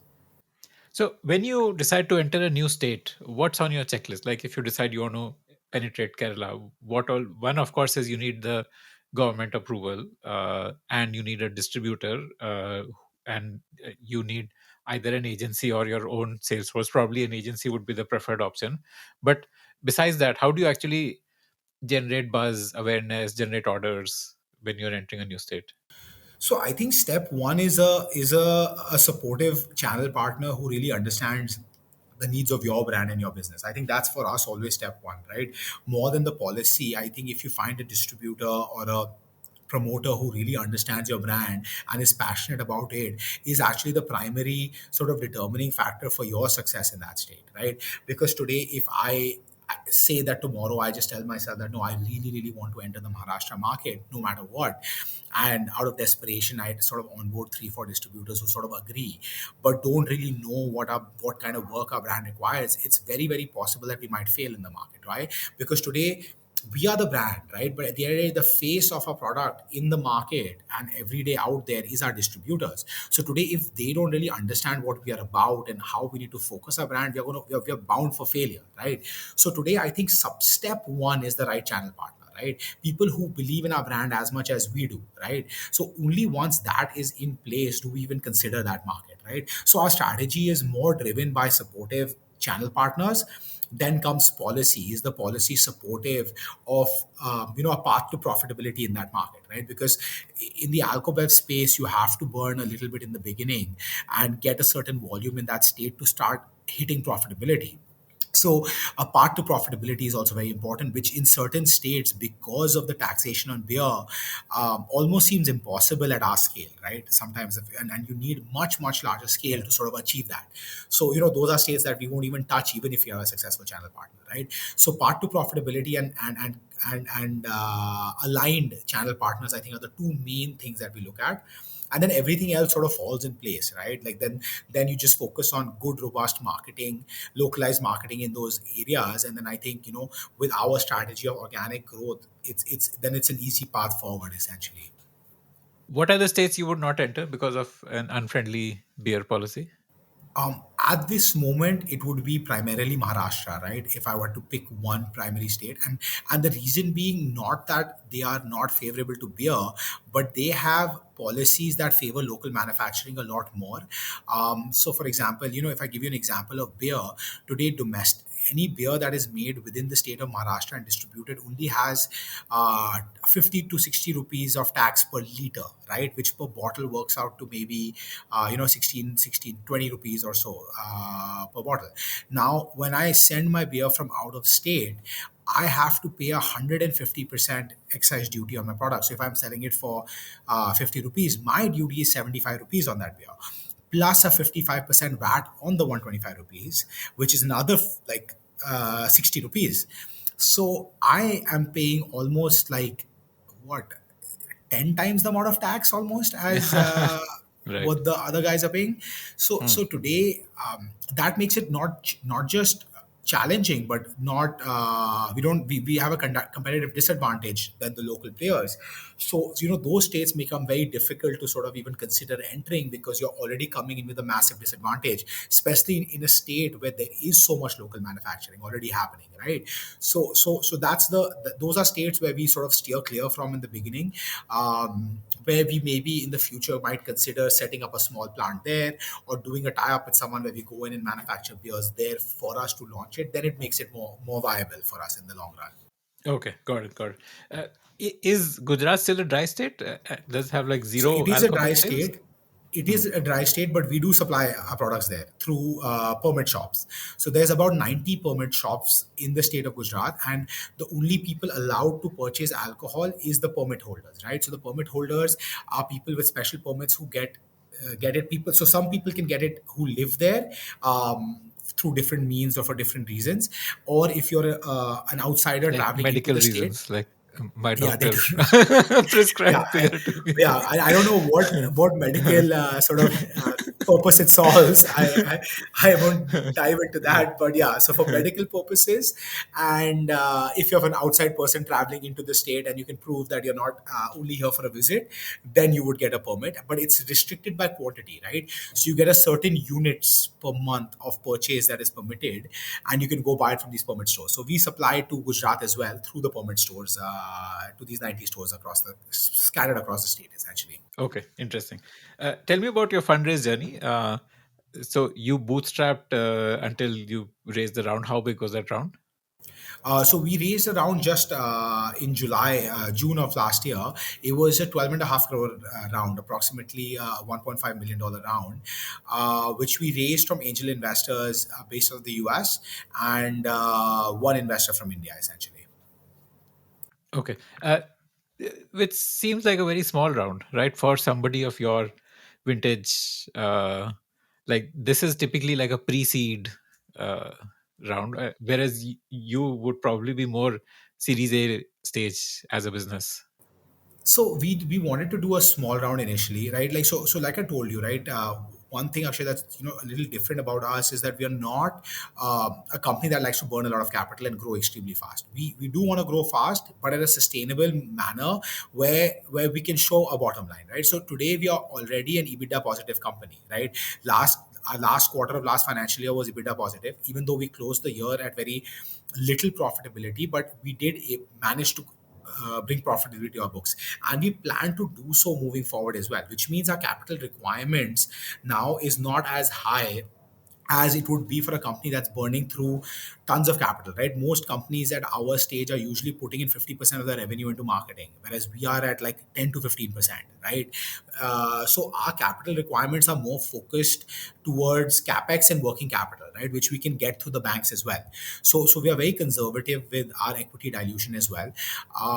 And plus, that time we were still a little early stage in terms of our revenue, so we didn't want to take a large round. So this year we might go for a Series A, which we are in the works with right now, and we might end up raising one round by the end of this year, which would be a Series A round. A little, still not as big, right? We would still probably go in for a $2 to $2.5 million raise, so like 20 to 25 crores uh, raise, because, like I said, for us, we're not burning through that capital on a month-on-month basis just to grow ourselves much faster. Our goal is to always stay sustainable and robust, where we don't have to be dependent on our marketing to get our numbers in, right? That's just to grow the numbers, essentially.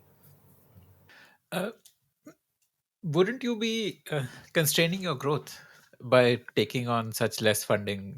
Like, why not? See, the thing is that typically there is a pre PMF stage, and it doesn't make sense to uh, take too much money at that stage because you're not sure yet. But you found PMF, you're now at a growth stage. So why not raise more, grow faster? See, the thing with the alcohol space also is that it's extremely risky to sort of do that, right? Like, it's very easy to sort of generate revenue by pumping in money, right? But that's not necessarily sustainable, right? Because today, if I do that, there's going to be 10 other brands coming in after me and doing that. Customer loyalty has significantly reduced in the market, and people go towards whatever is new, whatever is shiny, whatever is better, right? So for us, we want to build that loyalty. We want to build a consumer pull in the market that is not dependent on reading our name and finding our name, but because they relate to our product, they find our product extremely excellent in the market, and they want to keep consuming that product because they just love it, right? So that's always been our focus point, right? I feel pumping in money is not necessarily always the solution, because today you will get those numbers till you're pumping in that money. Will it sustain after you stop pumping that money? Because at the end of the day, that has to be the goal, right? That you at some point bring down those spends, but those revenues sustain. A lot of the companies in the alcohol space have done that, and the moment the numbers of spends have dropped, so has the revenue dropped, right? Which means no path to profitability. And I don't see that. I see that almost as a gamble, in my opinion. Of course, I am inhibiting my growth to a certain extent when I do so, but I believe I am playing a less riskier and a more sustainable game with a higher probability of success, choosing this route for growth, essentially. How do you get sales through pumping in money? Is it by giving more discounts to the retailers? Discounts, just sponsorships. Today your distributors, your retailers get more excited saying that, oh, I'm spending this much money in the marketing, let's buy a lot more product. So it's basically ballooning the system, right? Like let's say that, okay, I'm giving you this much discount, let's take 100 cases instead of 10. Oh, you're doing this marketing, okay, I'll buy this much more cases from you than this. And then to a point, as till your customer is seeing those ads, they're like, okay, yeah, let's buy it, let's buy it. But will that sustain once the customer doesn't see it tomorrow? Right. So today, if I go in and put in 10 crores into sponsoring an IPL team or whatever that amount may be, my customer might buy that product till he sees the ad. Will he remember my product once I'm not sponsoring it? Right. That's my question. That can happen if my product is excellent and top notch and has a differentiator to it.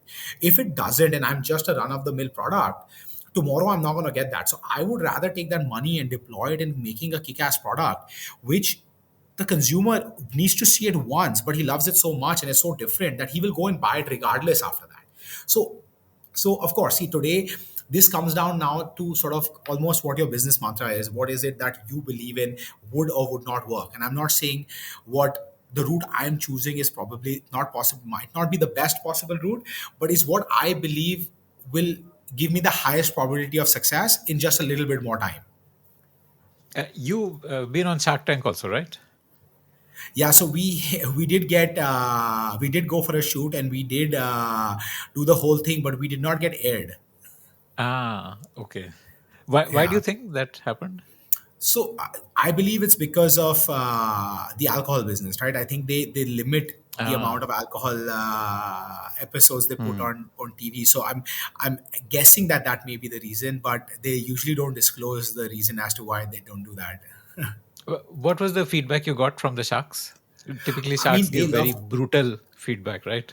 In fact, it was the exact opposite. We did not hear even a single sort of negative comment from any of them. In fact, they actually might put out the episode on the unaired episodes they put up on YouTube uh, after the season is done. So maybe in this month or next month, it might come up, but you'll notice that this is something even we were taken aback by. But we did expect to get some backlash in terms of the spread that we have as a company, but none of that was there, right? And we even went in with a very hefty valuation, and not a single shark even commented on the valuation, right?